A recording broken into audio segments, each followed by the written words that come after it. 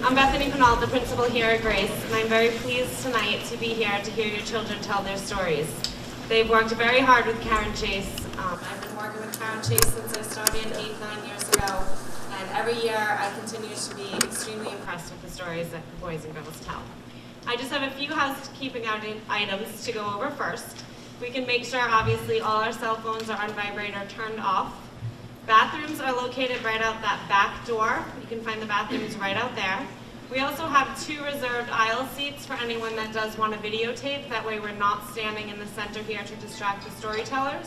If you do not have a video recorder, we'll actually be recording it, and you'll be emailed an order form if that is something that you are interested in.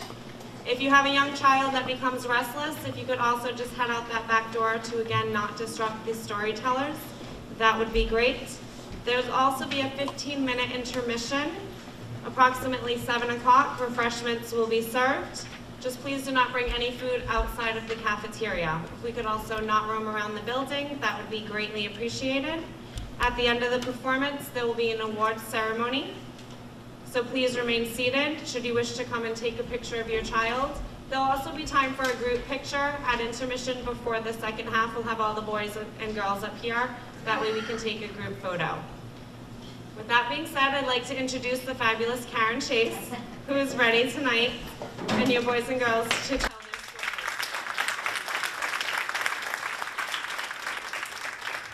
Thank you for coming out tonight. What a wonderful audience.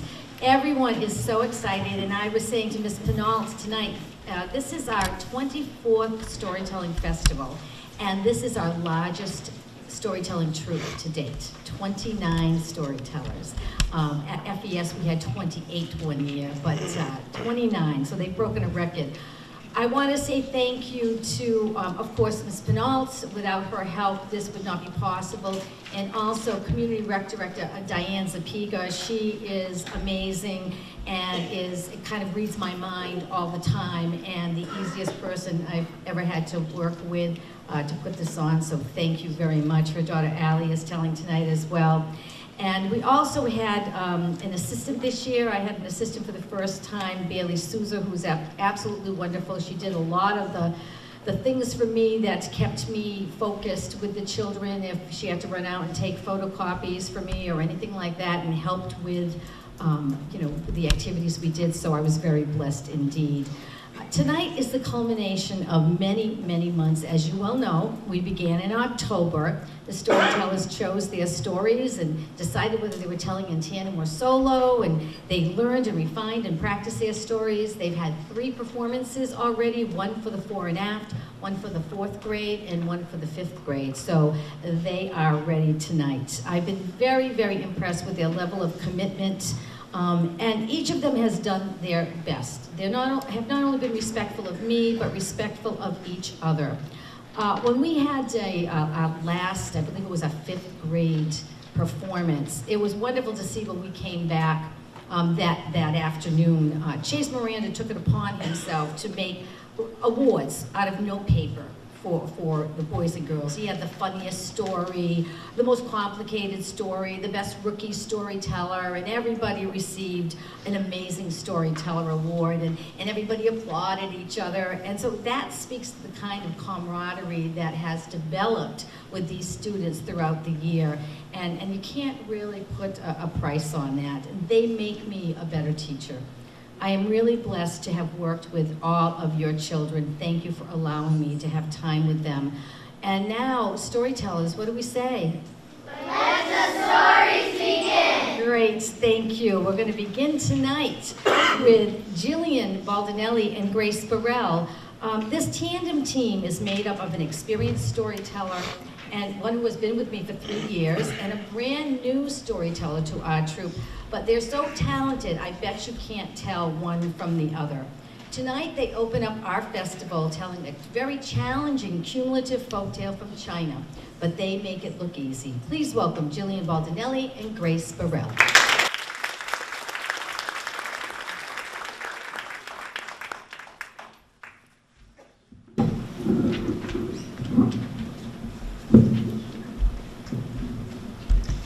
Julian Baldinelli. And I'm Grace Burrell, and we'll be telling the story of the extraordinary cat. There once was a king who had a cat that he treasured above all other creatures. He thought it was so extraordinary that he decided to name it Sky. One day, soon after, an advisor to the court spoke and explained, "But sir, there is something far more powerful than the sky, and that is the cloud. The cloud can darken and even hide the sky from view." Quite right. From now on, my cat, the most extraordinary cat in the world, shall be called Cloud. About 2 weeks later, the king's wife came to him with a concern. "But my dearest, there is something stronger than the cloud, and that is the wind. The wind can blow the cloud about." Yes, my dear. From now on, my cat shall be called Wind. About a month later, the king's brother came to visit the palace, and he did agree that the cat was the most superb creature he had ever seen. "But," he said, "there is something far more powerful than the wind. Wind is servants which something cannot penetrate, such as a wall. Wall is the strongest name for your cat." How clever of you, brother, and for your cleverness you shall be rewarded. Yay! My cat shall be called Wall. As soon as the king's brother left, the royal gardener came to his king. "Your Majesty, he had it all wrong. There is something stronger than the wall. The wall has a little pest that can bite through it, and that is the mouse." Oh, what an adorable name for my cat. My cat shall be called Mouse. Here, mouse, nice little mouse.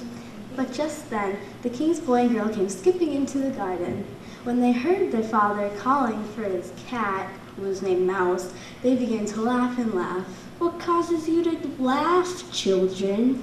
"But father, it is the gardener who has it all wrong. There's something far more stronger than the mouse, and that is the cat. The cat chases the mouse, catches it, and gobbles it all up." A smile crawled across the ruler's face as he realized the most clever of his advisors were truly his children. Of course! From now on, my cat shall be called the name that it most deserves, and that is Cat.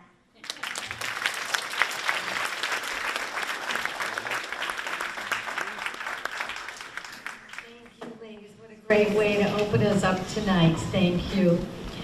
Our next storyteller is with me for her second year. She is always polished and ready with an easy, elegant smile, lending her own fresh spin to this well-known fairy tale. Please welcome Hannah Correa sharing a fairy tale from Denmark.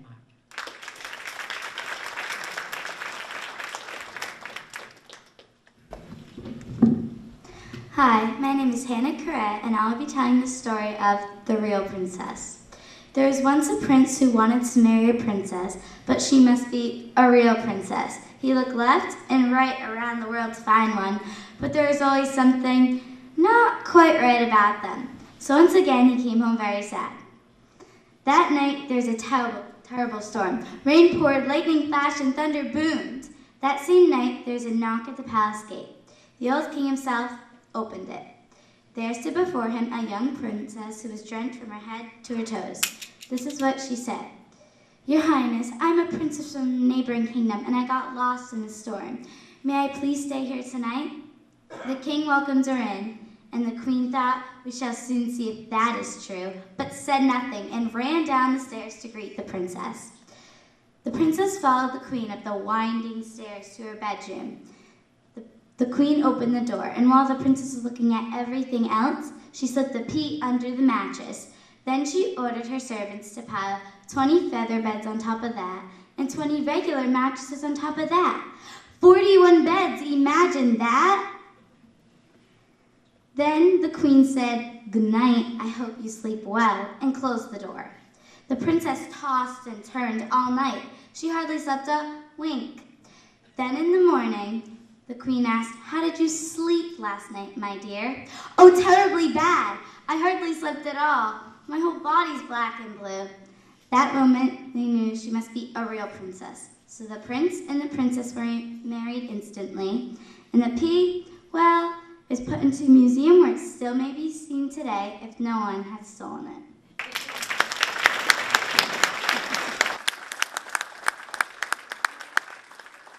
Thank you, Hannah.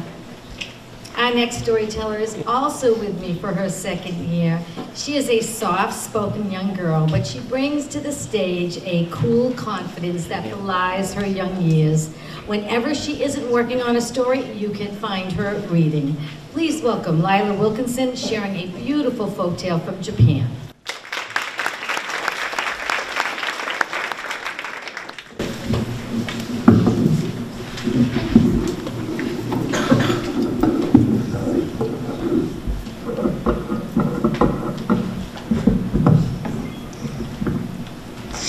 Hi, my name is Lila Wilkinson, and I'll be telling the story of the White Crane. Long ago, there lived a fisherman and his wife who were very poor. Each day, the fisherman went to fish on the lake, so early that the mist on the lake was still rising. One day, as the fisherman was about to pull up anchor and return home, he spotted a beautiful white crane at the edge of the marsh, wildly flapping its wings. He said, "You are such a beautiful white crane. You should be flying free. Just hold still for a moment while I cut the net so you will be free." And with that, the fisherman cut the net away.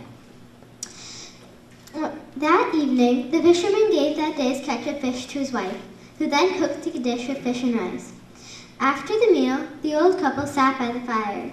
They were content, except they wished for a son or a daughter to accompany them in their old age, but they had none. Suddenly, they heard a knock on the door.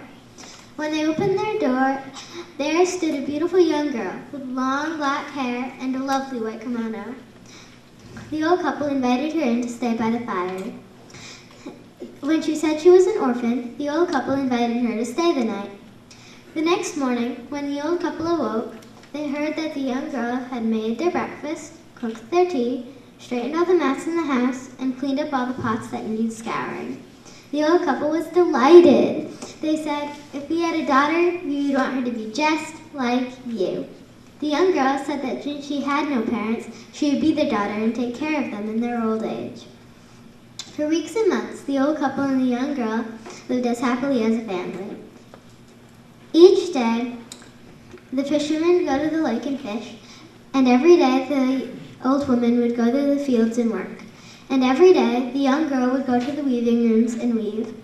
She told the old couple that no one was to look inside the weaving room while she was weaving, and that what she was weaving was to be a surprise.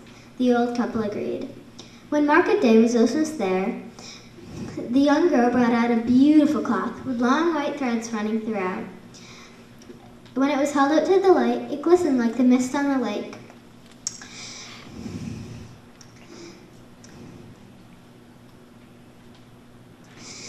When the fisherman brought it to market, everyone he met told him how beautiful the cloth was and how much he should pay for it.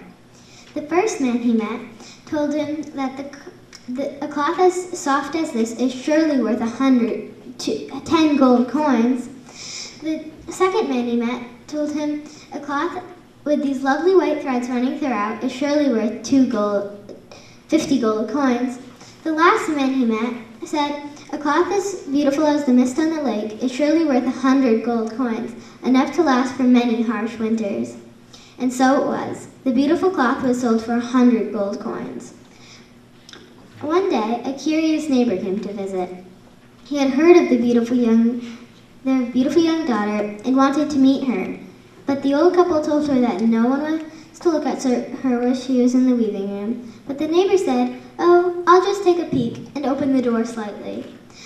There she saw a beautiful white crane, plucking out her beautiful feathers and weaving them into a splendid cloth. Then, poof, the crane disappeared. That evening, their daughter brought out a beautiful half-inch length of cloth with strands too loose to hold it together. She said, "I'm sorry I could not have continued weaving for you, but the spell is broken. I must return to the misty lake." And with that, she turned into a beautiful white crane and flew off. The moral of this story is, you must follow the rules or risk losing everything.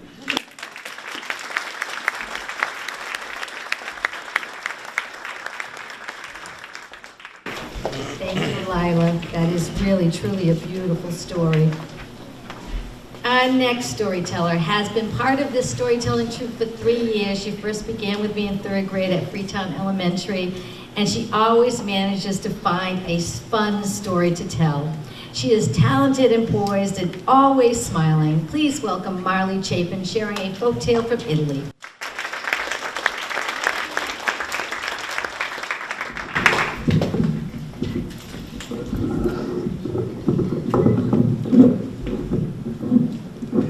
Hi, my name is Marley Chapin, and I'll be telling the story of the shirt of a happy man. The king was sick. Of course he looked healthy, but he said he was sick, and everyone believed him. He was, after all, the king. Dozens of doctors came to his side, but none could cure him. He sent for more. One day, a doctor came to see the king. He wisely rubbed his nose and gave his prescription. He said to the king, You'll be happy if you sleep in the shirt of a happy man for 1 night. So the messengers rode all over the kingdom looking for a man with a happy shirt. They saw poor people who wanted to be rich and rich people who wanted to be poor. They saw people who complained of their taxes and poor roads and people who lost someone they loved. Finally, they came upon a village gate where a man sat whistling. They said to the man, Oh, heaven save you, friend, you seem to be happy today. Oh, yes, the man said, I have no time to be sad. Well, said the man, we are willing to trade you 100 elephants for the loan of your shirt tonight. The man laughed and laughed. Finally, he caught his breath. Well, I would love to, but I don't have a shirt.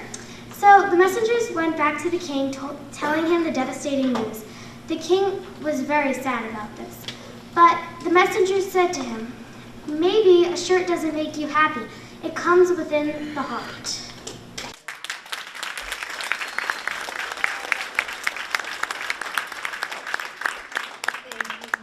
Another wonderful job.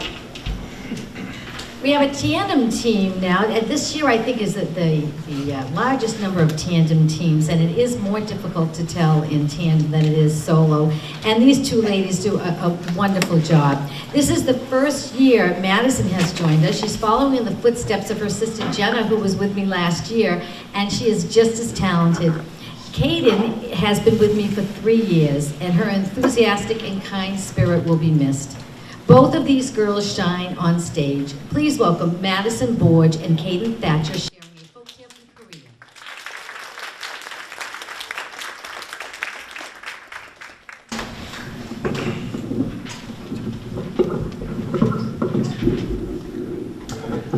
Hi, I'm Madison Borge.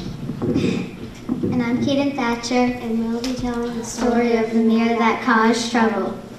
Long ago, there was a young man named Kim who lived way out in the country with his family. And one day, he went on a business trip to the city of Seoul, and he had never, ever left his little village before. When he was at the city of Seoul, he saw this small shop, and when he walked into the shop, he found this small, round, shiny object, so he picked it up and looked at it. Kim was surprised to see a man staring right back at him. Kim smiled, and the man smiled back. Kim wrinkled his forehead, and so did the man. Kim did not realize it was a mirror because most people who lived in a small village had never, ever seen one before. So he was so amused by the mirror that he brought one home to share with his family. When his wife, Ko, was doing her chores, she found the mirror on the ground. So she picked it up and looked at it and began to cry. Just at that time, Ko's mother came into the room asking, "What's wrong, Ko?" "Look, Kim has brought home a beautiful young woman to take my place." "I'm sure that's not true. Let me see that." "Whoa, are you serious? This is no young woman. She's old and not very good looking." So they argued and argued and argued. Hey, have you guys ever had an argument before? Join in with us. So they argued and argued and argued. Kim and Ko had a young son who was happily playing with a paper dragon that his daddy had bought him from Seoul. So when he discovered the mirror, he looked into it and thought he saw another boy playing with his paper dragon. So he said, "Hey, who said you could play with my paper dragon? Give it back right now!" So So he argued and argued and argued with the man in the mirror. So just at that time, his father, Kim, walked into the room hearing this, and he said, "What kind of man are you stealing from little children? I'll teach you a lesson." And with that, he gave the man in the mirror a big punch, and the glass shattered all over the floor, and that was the end of the mirror that caused trouble.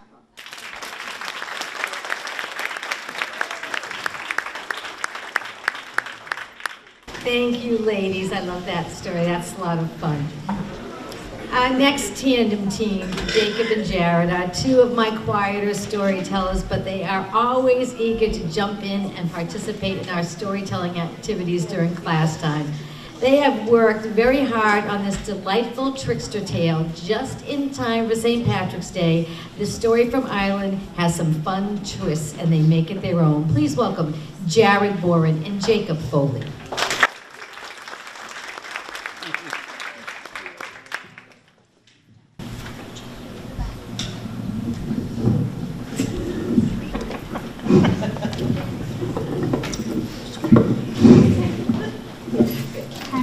Jacob Foley. Hi, my name is Jared And we'll Bowen. be telling the story of the leprechaun skull.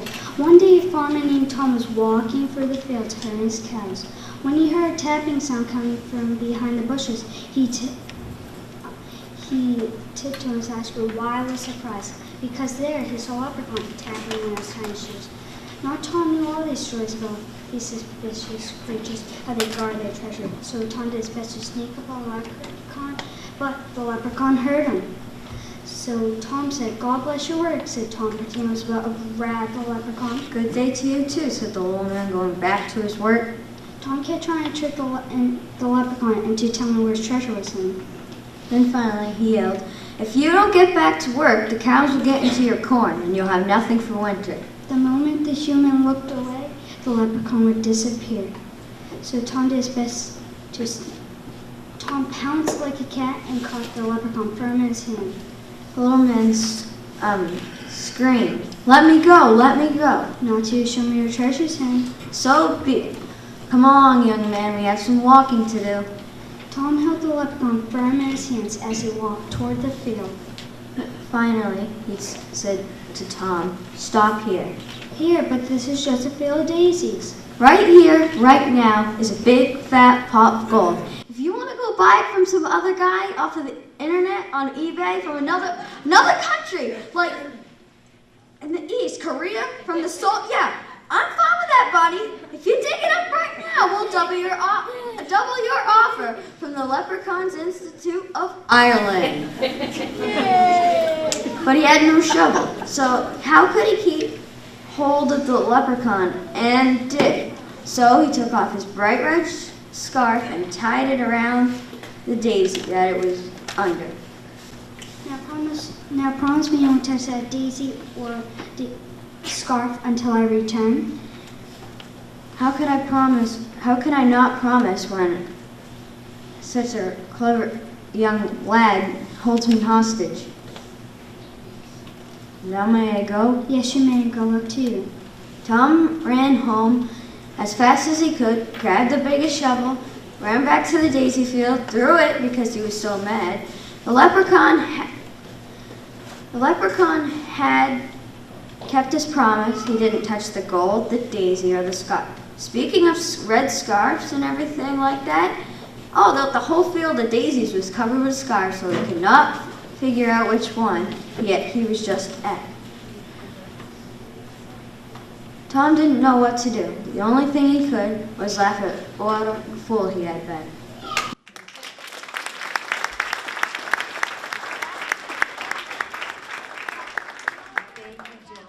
That was wonderful. Our next storyteller has been with me for 2 years. Was it 3? 2 years, I believe. And she's experienced in tandem telling. She told in tandem before with one of our other storytellers.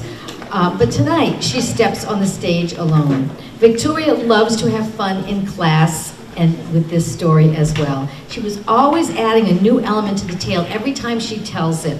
Please welcome Victoria Fouquet, sharing a folk tale from Norway.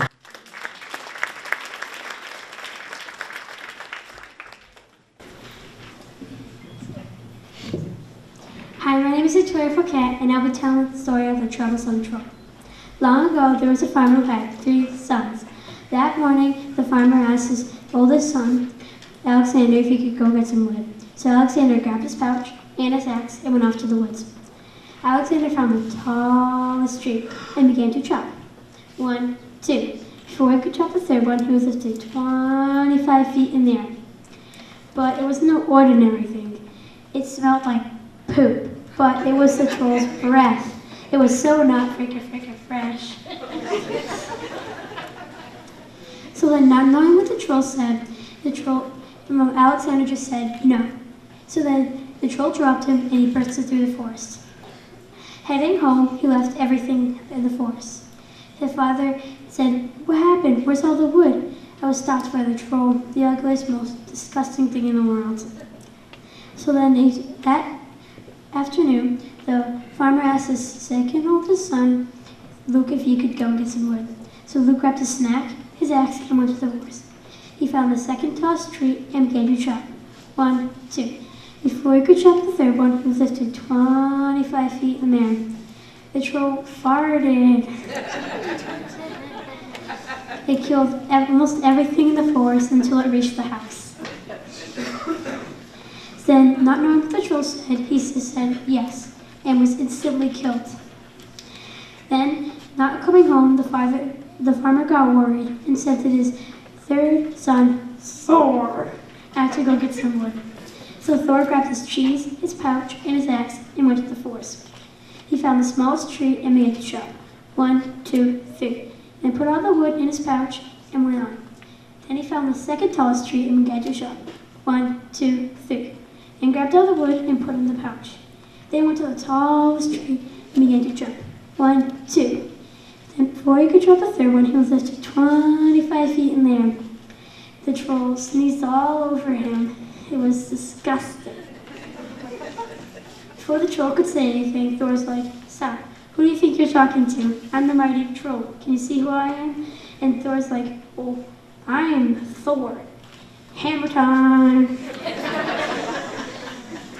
So then Thor's like, "If you don't stop talking to me, I will spread cheese all in your eyes, because they're already yellow." So then Thor grabbed the cheese and sprinkled it into his eyes. "Oh, stop it! What happened to my eyes? It hurts so much." Then, so Thor's like, "I told you so." And then the troll dropped Thor. He's like, "Please, I'll do anything. I'm begging, begging." So Thor said, "You have to get food and work for the rest of my life for my family." And the troll did. The end.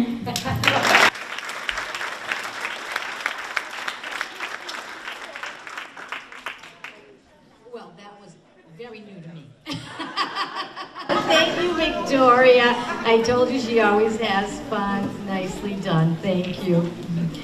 Our next storyteller has been with me for 3 years, beginning at Freetown Elementary. Chase has always been confident on stage, and this year it's no different. There always seems to be something just a little bit mischievous going on behind those twinkling eyes. He loves to add a new detail here, a creative expression there. I never know what new twist he will bring to the stage. Please welcome Chase Miranda, sharing a fable from Greece.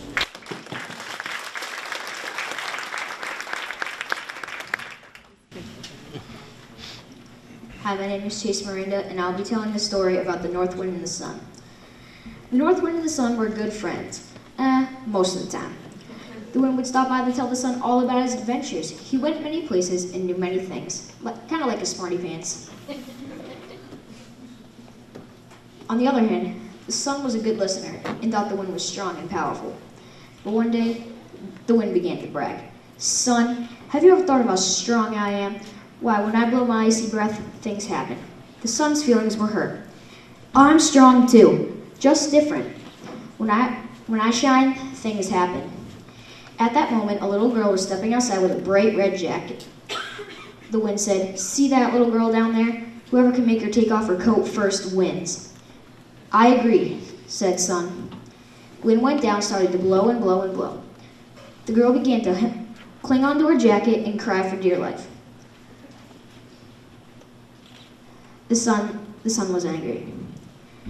Look at what you've done. You made that little girl cry.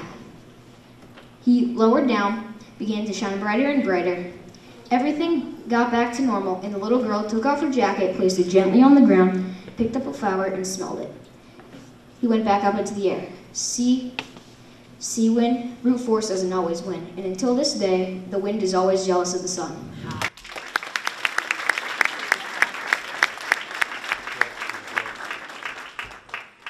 Thank you, Chase.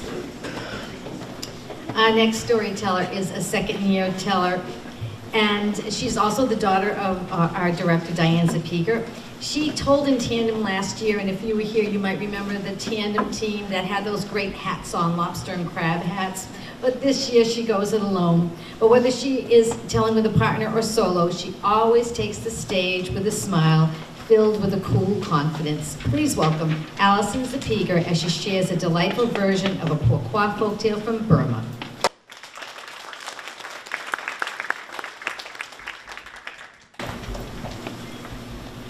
Hi, my name is Allison Zapiga, and I'll be telling the story of why ants are found everywhere. One day, Lion, the king of all the beasts, ordered all the other animals to honor him. And one by one, tiger, elephant, lizard, snake, and many other animals came to bow before Lion. And even Ant set out on this long journey. But it was a hard trip for Ant, because whenever he came to a rock or vine, he had to climb up one side and down the other. And because of this problem, he was the last one to arrive. And when he got there, Lion roared with laughter and said, "It's about time you got here, little ant." Ant crawled away in shame, and once he got back to the crowded anthill, he managed to find the Ant Queen. He told her about his problem. The Ant Queen came up with the perfect plan of revenge. She sent out Worm. Worm peeked around the corner to make sure Lion was asleep, which he was. He quickly and quietly crawled into Lion's ear and made sure and started squirming around. Lion quickly arose. He knew something was in his ear. He scratched at it. That didn't work. He was rolling around on the ground. That didn't work either. He knew that the person that could help him was Ant, and only Ant. He sent a messenger to the anthill, and Ant set off.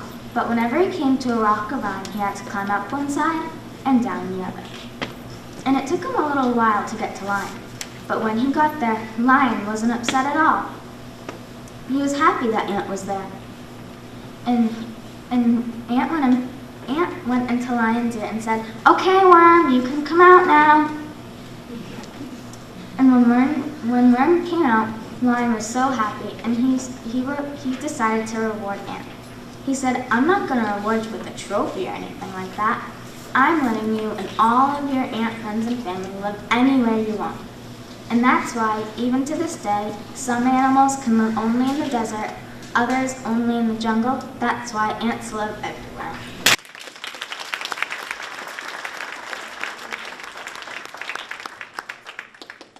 Thank you, Allison. Now, finishing up our first half of the festival are these two wonderful ladies. This tandem team consists of two brand new storytellers. Now, I was told at the beginning of the year that both of these girls were shy, but you would never know it by their performance. They work so well together, sharing their own individual styles and smiles. Please welcome these two delightful young ladies, Gianna Manning and Sydney Souza, sharing a folktale from Serbia.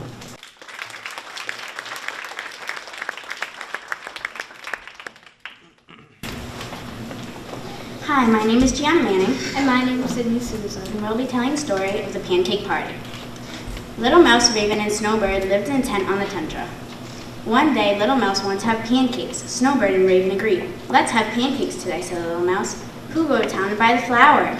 "Not me," said Raven. "I'm too busy." "Not me," said Snowbird. "I'm too busy too." "Then I'll do it myself," said Little Mouse. And she did. Little Mouse went to the store, got the flour, and went back. "The flour is ready. Now who will mix the batter?" "Not me," said Raven. "I'm too busy." "Not me," said Snowbird. "I'm too busy too." "Then I'll do it myself," said Little Mouse. And she did. Little Mouse put an egg, put in water, and stirred that batter until it was smooth. "The batter is ready. Now who will fry the pancakes?" "Not me," said Raven. "I'm still busy." Not me, said Snowbird. I'm still busy too. Then I'll do it myself, said Little Mouse. So she did. Little Mouse made her griddle very hot, poured the batter on her griddle, and flipped the pancakes on both sides. Soon she had a pile of pancakes all ready to eat. The pancakes are ready. Now who will eat the pancakes? I will, said Raven. I will, said Snowbird. Oh, no, you won't, said Little Mouse. You watch while I look for the flour. You watch while I mix batter. You watch while I fry the pancakes. Now you'll watch while I eat the pancakes. And they did. Little Mouse sat right down and ate those pancakes up. Every single one. And since the pancakes are done, well, so is the story.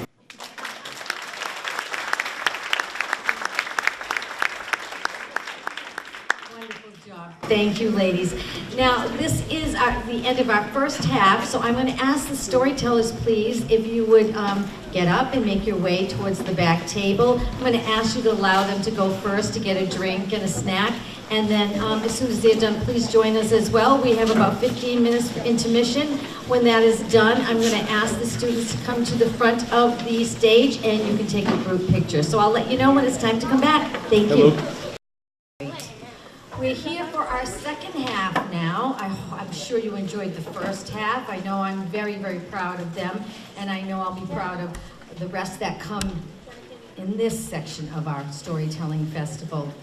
This next storyteller who's starting us off, she has been with me for 3 years. And it's been my great pleasure to watch her grow from a quiet young lady into a confident and skilled storyteller.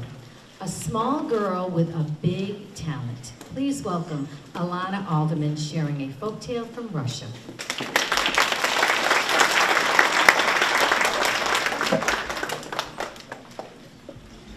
Hi, my name is Alana Alderman, and I'll be telling the story of The Biggest Lie. There once lived a king who was very bored. He had seen all the gestures and tricks and heard all of the storyteller's tales. So one day, he decided to hold a contest as a way of amusing himself. Messages were sent to every town where they shouted for all to hear. The king will give a golden apple to whoever can tell the biggest lie. Soon, people began to arrive from all corners of the kingdom to share the ridiculous stories. There was a fisherman who claimed to have spent a year living underwater, and a young woman who claimed to have 95 children. The king enjoyed these tales, but didn't think that there was one that stood out from all the others. Then one day, an old woman carrying a large pot appeared before the king. He looked at her strangely and asked, "Do you need that pot to tell your story?" "Oh no, your majesty, I need to collect the pot full of gold you owe me." "A pot full of gold? Have you lost your mind?" "Oh no, your majesty, you lent it to me just 2 months ago." "Liar! I could sit here for the rest of my life and never hear a bigger lie." "If that's true, my lord, then you owe me that golden apple." The king realized that he had been tricked. He had to either give the old woman the golden apple or admit that she had lent him a pot full of gold. The king said, "Well done, you have won the contest. Here's your golden apple." The old woman returned to her village not only with the golden apple, but also a great story to tell.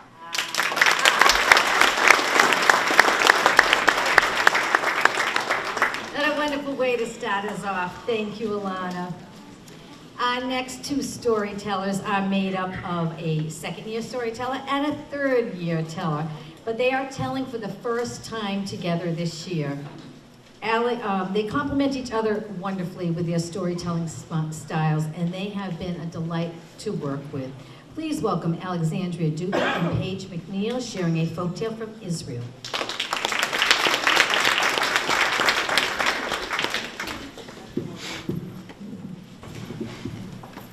Hi, my name is Paige McNeil. Hi, my name is Ella Dibby, And we will be telling the story of a spectacular gift.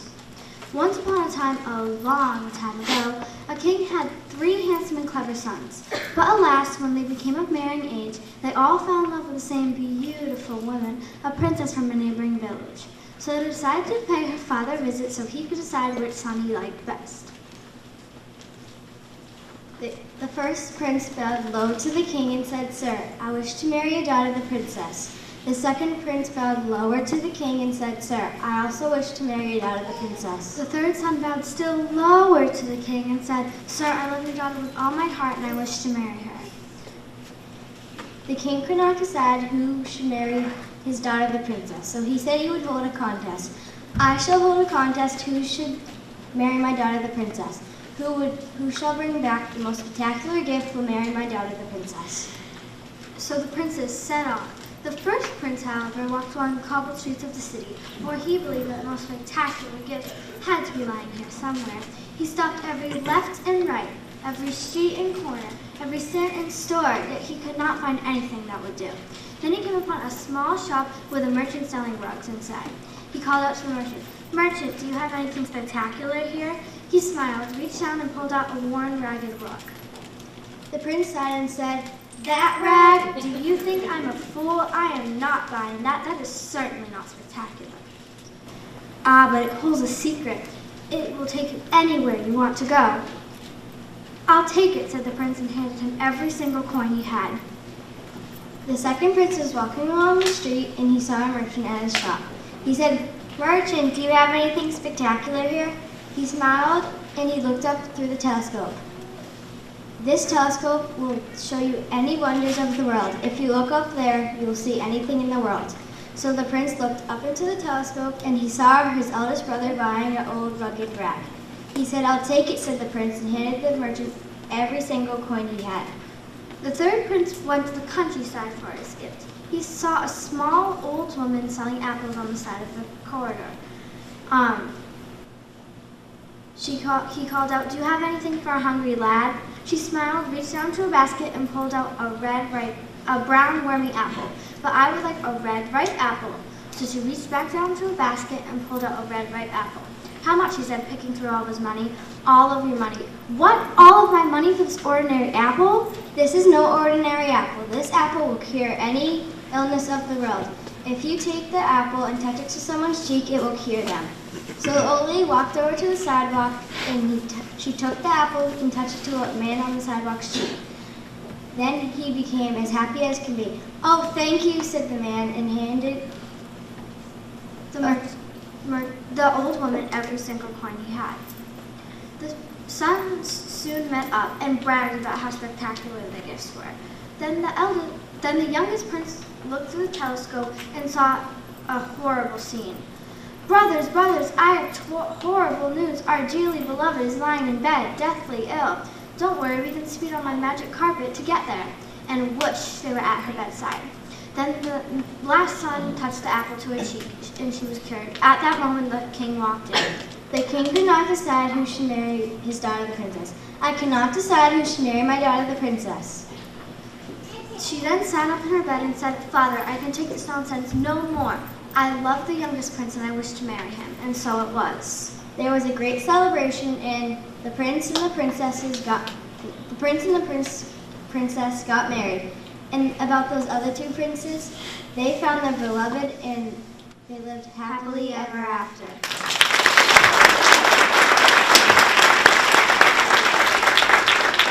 Beautifully done, ladies. Thank you. I love that story. We have another tandem team coming up right now. These two young ladies paired together for the first time this year. Ashlyn is a first-year teller, and Sabrina has been with me for 3 years. However, they work together so naturally you would think that they had been together forever. Both are mature beyond their years, confident and talented, and always ready to work. Please welcome Ashlyn Bluen and Sabrina Stone sharing a folktale from New Zealand.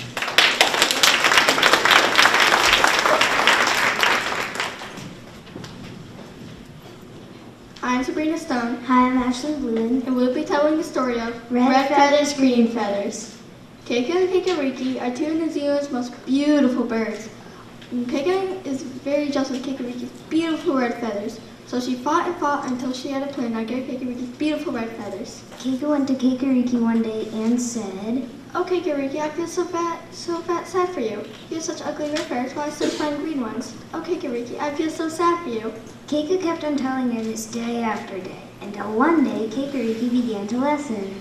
Keiko was telling Kikariki how sad she was for her until Kikariki got down and started to bed. Okay, go. Please take my ugly red feathers and give me your fine green ones. I so want to have beautiful feathers like you do. So King the Bee, silly Kikariki exchanged her beautiful red feathers for Keika's dull green ones. Keika was very proud and so neatly tucked his new red feathers under his wings. Kikariki asked for her red feathers back the next day. Keika did not give them back. Kikariki did not like her feathers. She thought they made her look like leaves on the tree. Nobody noticed her anymore. To this day, the Keika can still be seen with red feathers stuck neatly under its wings.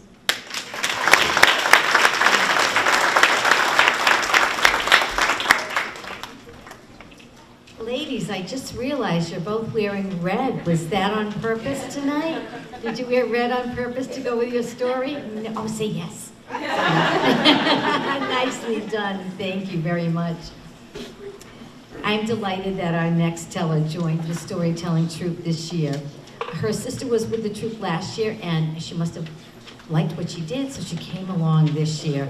And she has a beautiful story to tell. She did a wonderful job cutting it down to tellable size without leaving out any of the richness of the story. In the 12-year history of this storytelling program, no one has ever told a story from Kazakhstan.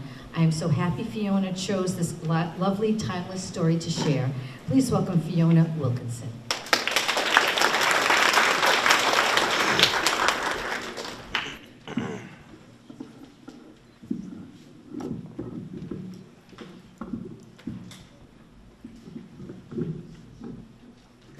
Hi, my name is Fiona Wilkinson, and I'll be telling the story of The Magic Garden of the Poor, a Kazakh folktale. There once were two neighbors who became very good friends. One man was a farmer. He had a small plot of land but fertile enough to grow crops. His neighbor had only a stony piece of land. On his land he grew sheep.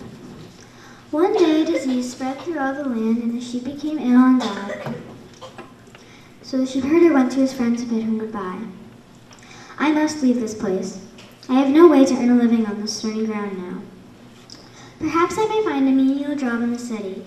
If not, I will have to beg for my living. But his friend the farmer would not let the sheepherder go. You will stay here. I will give you half my land and you can farm alongside me.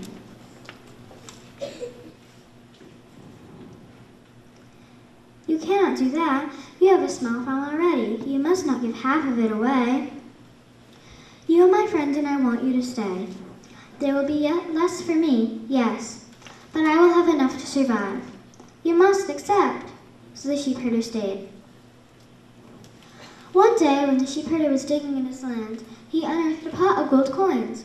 He ran to his friend the farmer to show him of his good fortune. Well, look, you are rich. Look what I have found. But the farmer would not take the gold. Nonsense. It is you who are rich. The gold was found in your land. But when you gave me the land, you surely did not mean to give me all that was in the land. The gold is yours. The two friends began to argue and could not agree, so at last they went to the village wise man for help in their dispute. The wise man was teaching 4 students when they arrived. When he had heard the problem, he turned to his students. Here is a good case for you to discuss. How would you resolve this? The first student said, the gold is found in the ground. Neither of these men will claim it, so put the gold back in the ground and forget it.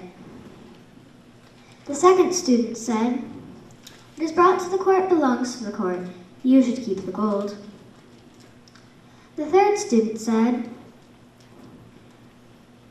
the gold is found in the ground. The ground is in the kingdom. The kingdom belongs to the Khan. The gold therefore belongs to the Khan.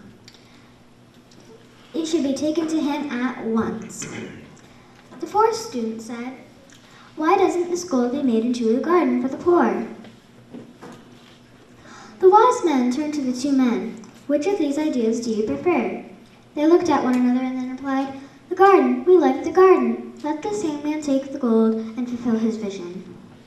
So Lamjan, the 4th student, set out. It was a long, dusty trail to the Khan's royal city. When he finally got there, he felt surrounded by merchants shouting on every side.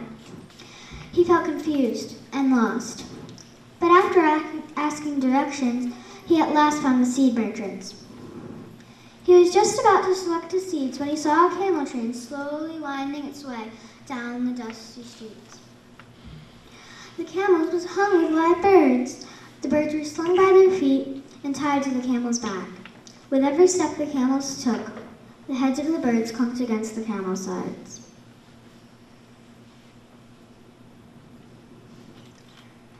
Without thinking, Alamjan stepped in front of the caravan. "Where are you taking these birds?" "There for the table of the Khan," the driver replied. "I have here some of the most wonderful birds from around the kingdom. Some have been trapped on high mountains, others in distant jungles, others on far-off seashores. Some of these birds are the last of their kind. Only the Khan is wishing to possess such birds." "I have gold. I will buy these birds." "Don't be silly," the driver said. "Step aside." But Alamjan took the purse and showed the driver the gold. The driver's eyes lit up. It was more than even the Khan would have paid for the birds. He took the gold and counted it. One by one, Alamjan began to untie the birds, and one by one they spread their wings and were free. Alamjan's heart felt warm from what he had just done. He turned back towards his village and started to walk home. But when he reached the spot where the garden would have been, he sat down and wept. "What have I done? Now there will be no garden for the poor. I have spent that gold." A small bird was sitting nearby. It cocked its head and listened. Soon the air was filled with the sound of fluttering bird wings. Alamjan looked up to find himself surrounded by birds. "Do not cry," said the birds. "You have helped us. Now we will help you. We cannot return the gold you spent, but we can help you with the dreams for the garden."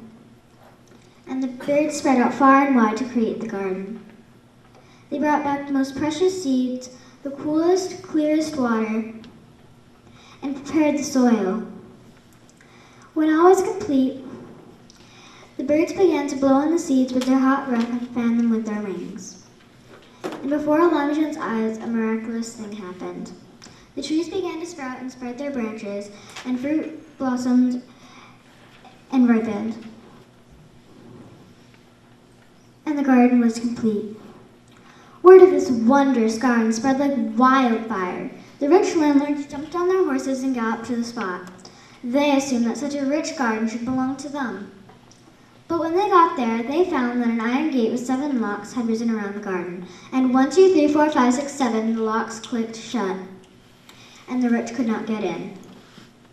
They tried every which way, but they could not get in.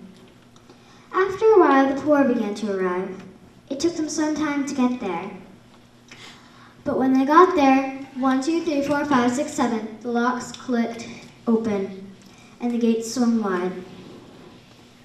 All day, the poor strolled the cool paths and drank the cool, clear water from the pools.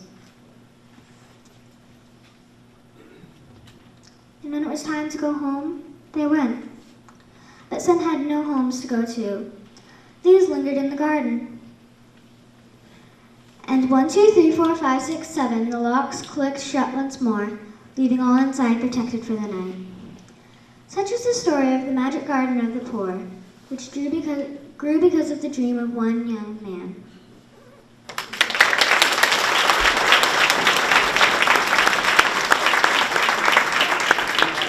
Fiona, that was absolutely beautiful. Thank you so much. I do believe that's the longest story any storyteller in the 12 years has told, and she did a beautiful job. Thank you, Fiona. Absolutely gorgeous, and a very timely tale as well. Our next storyteller is with me for her first year. And the first time Nina had to share her story in class, she said to me, I don't know the whole story yet, but I'll try. That kind of commitment and confidence will take Nina far. She is a born actress with a wonderful flair for the dramatic and has a delightful time with this amusing tale from India. Please welcome Nina Costello.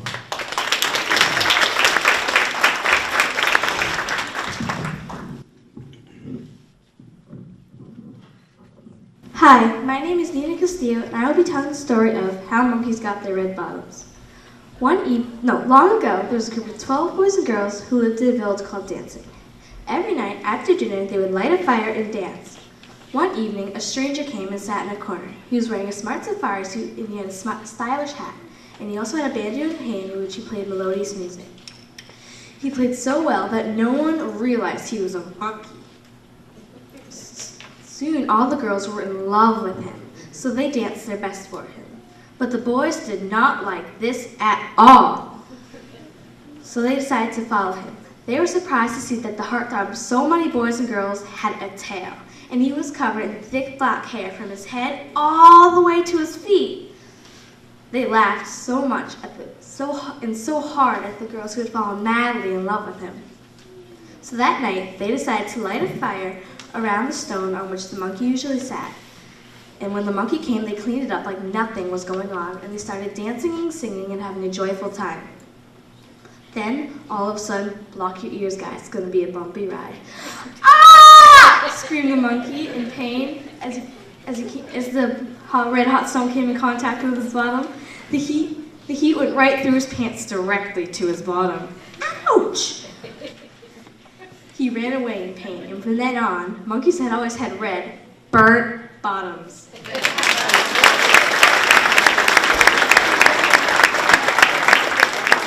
I told you, flair for the dramatic. Thank you very much, Nina. That was a wonderful job. Our next tandem team is comprised of both a new and seasoned storyteller. Austin is a first-year teller, and he has surprised me with his quiet confidence he's shown from the very beginning. Tevin makes up the second half of this team, and I can always count on Tevin to add a smile to my day. Both of them are natural storytellers, and I am happy they are here to share their talent with you tonight. Please welcome Austin Mendes and Tevin Bequia sharing a folktale from Hungary.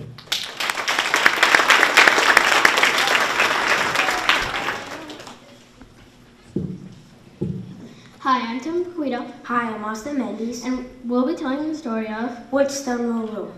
Once upon a time, there's a king that sat by his window every day sighing, "Oh, what shall I do with my kingdom?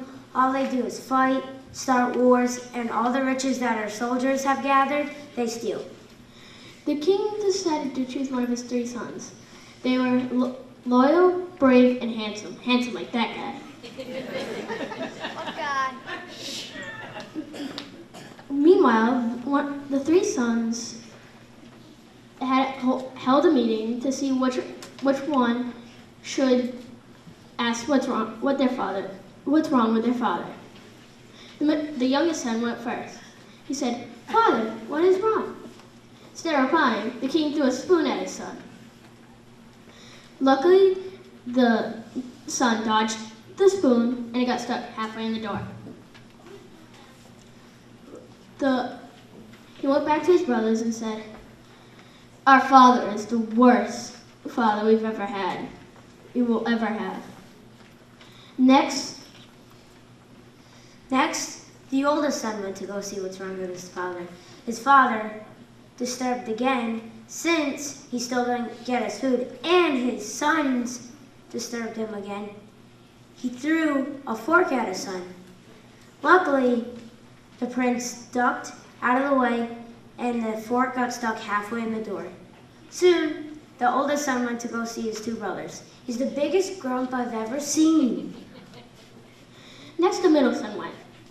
He said, "Father, what is wrong?" Instead of replying again, the king just threw a knife at his son. Luckily, he had lousy aim. Instead of just walking away like his other lousy brothers, he opened the door and slammed it shut. All the utensils fell out of the door. He picked the utensils up and placed them next to his father. One day, his father was sitting by his same window sighing. Then he got an idea. "I know who should be the next king. It should be my middle son. He's been so nice to me when I've been so rude to his brothers." So the middle son ended up becoming the new king, and the old king retired early. And from then on, the middle son has became king, and everybody lived happily ever after.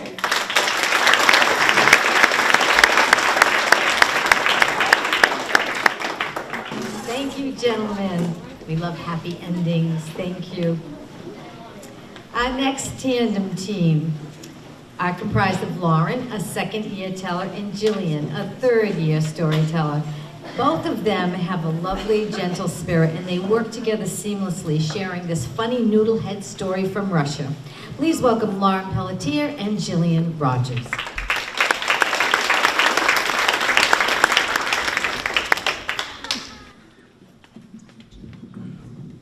Hi, my name is Lauren Pelletier.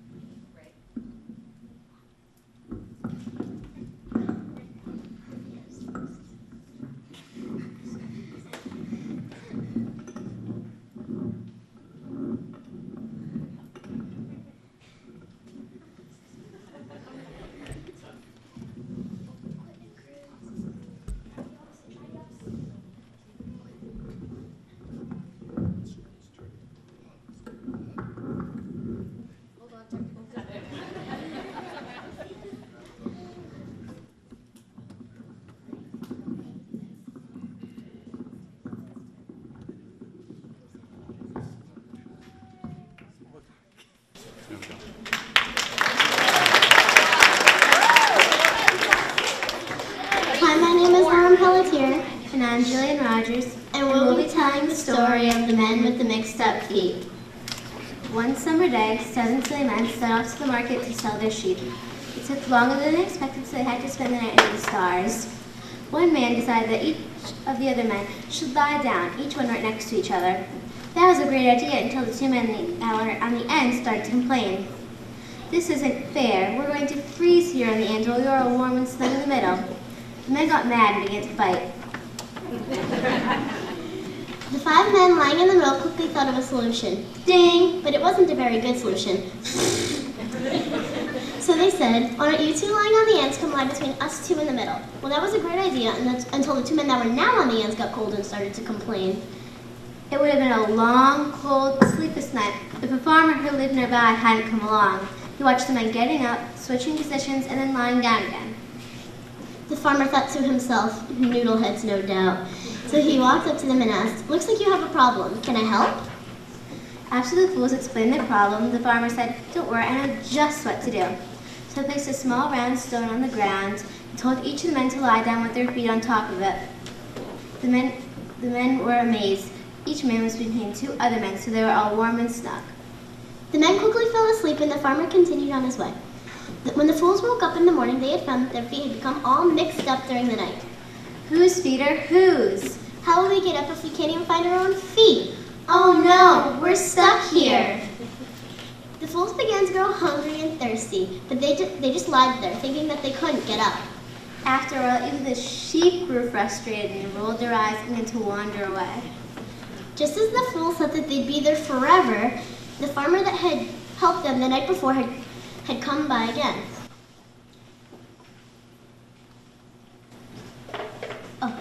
He walked up to the fools and asked, what's the problem now? Can't you see? Somehow during the night our feet got all mixed up. Can you help us? The farmer didn't say a word. He just picked up a small twig and began to tickle the bottoms of their feet. The men giggled and jumped to their feet. They were astonished. They were each standing on their very own pair of feet. The men thanked the farmer and he continued on his way. The men then gathered up their sheep and continued to wherever they were going. Thrilled to once again have their own feet back.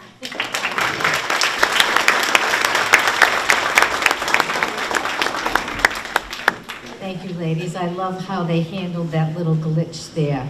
Very much, the professionals. Thank you very much. Our next tandem team are 2 young ladies that immediately knew they wanted to tell a story together. Telling in tandem, as you probably can figure by now, requires a great deal of timing and cooperation between partners, which these 2 ladies have in spades. They are both spirited and have added their own spin to this story. Please welcome Megan Lenza and Riley Parento sharing a Native American folktale. I'm Megan Lenza. And I'm Riley Parento. And we'll be telling the story of Why the Baby Says Goo. Glooskapee was a trickster and a great hero of the Penobscot people. He led the warriors into battle, drove off ice giants from the north, and defeated the spirits that lived in the mountains. Wherever Gooskabee went, people praised him for his great deeds. Because of this, Gooskabee began to grow vain. He walked around boasting, "I can conquer anyone." A wise old woman heard him and said, "Although you have great courage, there's one you have never conquered and never will." Gooskabee replied, "Old woman, why do you doubt me? Who is this mighty warrior?" "He happens to be in my wigwam right now," said the old woman. She pulled back the flap of her little hut, and there, in the middle of the floor, sat a baby. Gooskabee had no wife and knew nothing about babies. He burst out laughing and said, "Old woman, have you lost your mind? There's nothing but a baby in your wigwam. He'll surely obey me." So then Gooskabee said, "Baby, come to me." Much to his surprise, the baby did not go to Gooskabee. He just sat there. So the Gooskabee thought, maybe he hadn't heard him. The people always did what he told them to. So he called out again, "Baby, come to me." Again, the baby just sat there smiling. But Gooskabee was not amused. He was angry. This time he yelled, "Baby, come to me." But the baby still didn't go to Gooskabee. Instead, he burst out crying and screaming. Gooskabee held his hands over his ears and said, "Oh, this baby's war cries are the worst I've ever heard. Maybe I can cure this little warrior with some magic." Then Gooskabee took out his medicine bag and began to shake it at the baby. The baby soon stopped crying, but when he put it away, the baby started to cry once again. So Gooskabee tried dancing. The baby loved that, but when he stopped and said, "Baby, come to me," the baby started crying again. Sweat began to run down Gooskabee's face. He danced on and on until he was too tired to dance anymore. He sat down with a look of defeat on his face. The old woman said, "Don't be discouraged. No one is mightier than the baby. He always rules the living. No one wants to hear that awful crying." Gooskabee didn't reply. He just got up, turned to leave, and looked at the baby one last time, who was happily sitting on the floor saying, "Goo goo." To this day, babies often sit happily saying "goo goo" for no obvious reason. Now you know what. It's because they still remember the time the baby proved he was mightier than Gooskabee.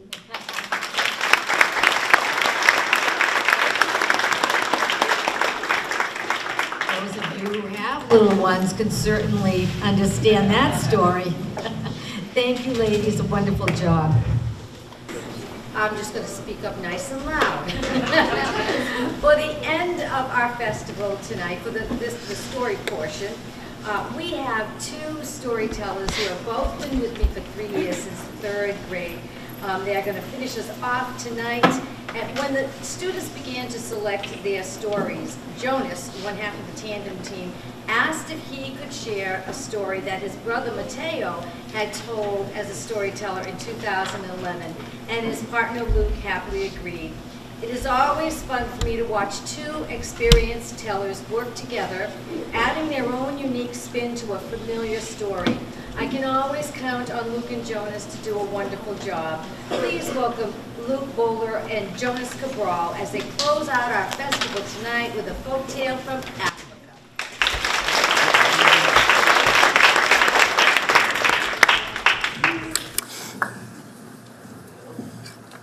I'm Jonas Cabral. And I'm Luke Bowler, and we will be telling the story of why the hippopotamuses live in the water. Many years ago, there was a hippopotamus whose name was Zintim. He was one of the biggest kings on earth, only the elephant was bigger. The hippo had 7 fat wives of whom he was very fond of, and they went everywhere together. Now and then, he used to give a big feast for all the people. Although everyone knew the hippo, no one except his 7 fat wives knew his real name. Psst, it's Zintim. Don't tell anyone. At one of the feasts, just before the people were about to sit down, the hippo said that if none of you can guess my real name, all of you should leave without your dinner. As they reluctantly prepared to leave, Tortoise walked up to Hippo and said, "What if I tell you your name at the next feast?" The hippo replied that if the tortoise tells him at the next feast, him and his whole family would go. No, you're right. Go. Oh, come on. And the future of the kingdom would dwell. The tortoise knew that it was a custom for the tortoise and his wives to go down to the river to wash and have a drink. One day, the tortoise dug a small hole and hid behind a nearby bush. The tortoise saw that two of the wives were far behind from the others. So the tortoise popped out from the bush she was hiding and went in the hole that he dug earlier. As one of the wives was walking by, she hit her foot on the tortoise's sill. Oh, listen to my husband, I've hurt my foot. Hearing this made the tortoise happy, so he went home as a happy tortoise. At the next feast, the hippo reminded the guest if no one guessed his name, no one could have food. So he walked up to Hippo and said, "You said that you wouldn't be angry if I told you your name." He had agreed. "Your name is Jim." The hippo admitted that that was his name, and a cheer went up, and everybody sat down to eat. Although you can see hippopotamuses at land during night getting food, you can never see a hippopotamus at land during the day.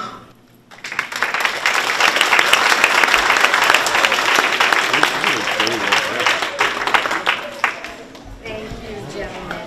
Wonderful way to close out our festival tonight. Now that you have finished, I'm going to ask you all to please stand up. Take another bow, please.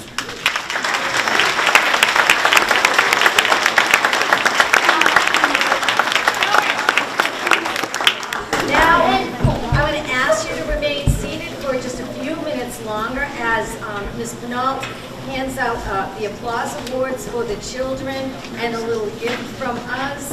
And parents, feel free to come up and take a picture of your child as they receive their award.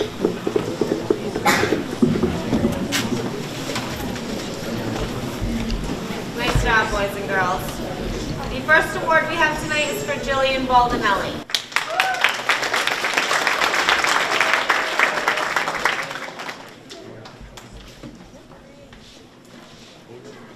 You want to go first?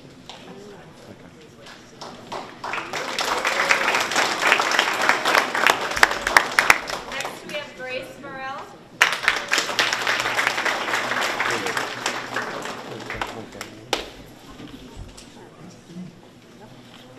Hannah Ferrer.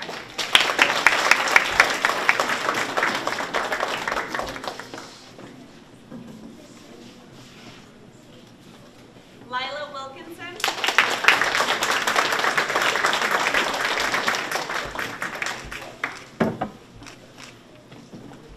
Marley Chapin.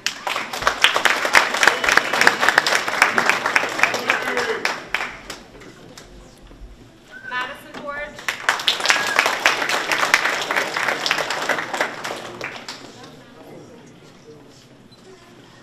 Kaden Thatcher.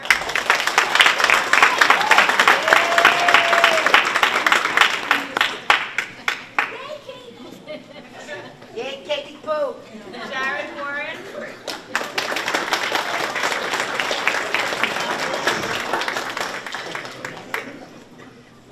Jacob Foley.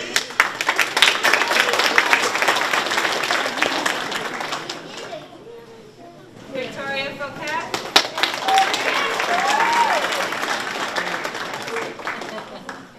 Chase Miranda.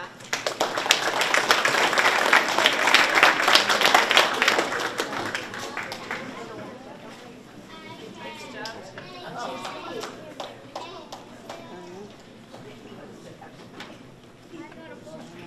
Allison Tapiga.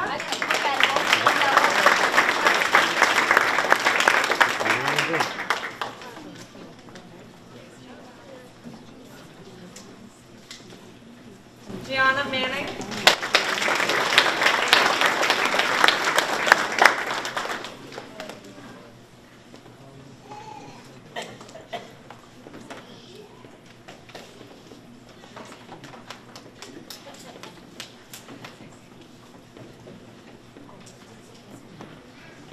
Sydney Souza.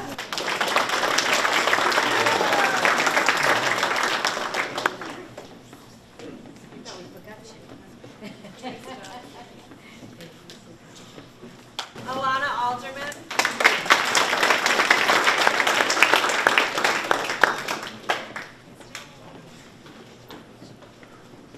Allie Doobie.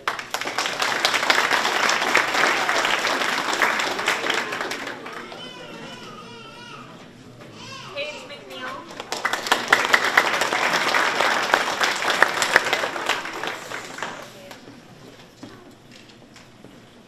Ashlyn Bluen.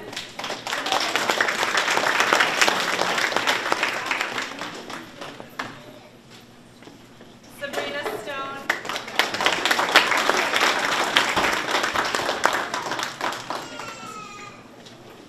Fiona Wilkinson.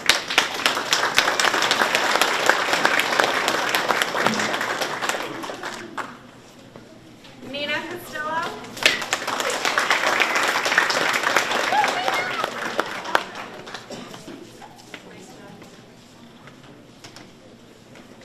Austin Mendes.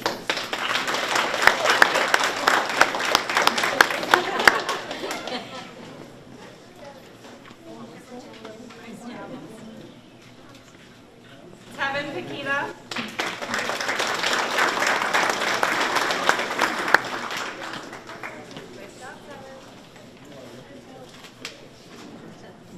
Lauren Pelletier.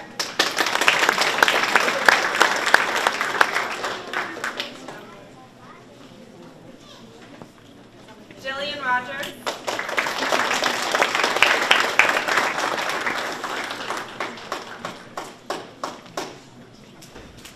Megan Lenza.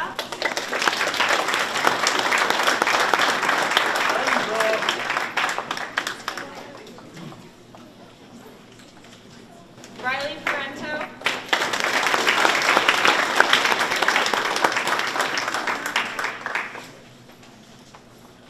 Luke Bowler.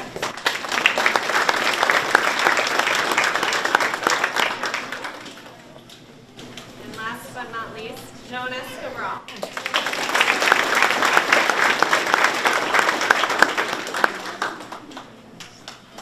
Excellent job, boys and girls. Another round of applause, please. A little something for Mrs. Chase for all her hard work. Ladies and gentlemen, thank you very much.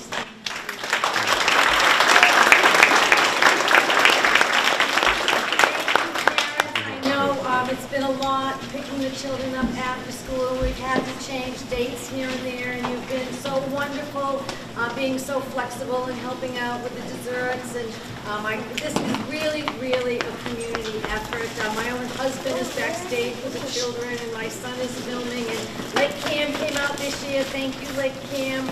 So I thank all of you for letting me spend time with your children.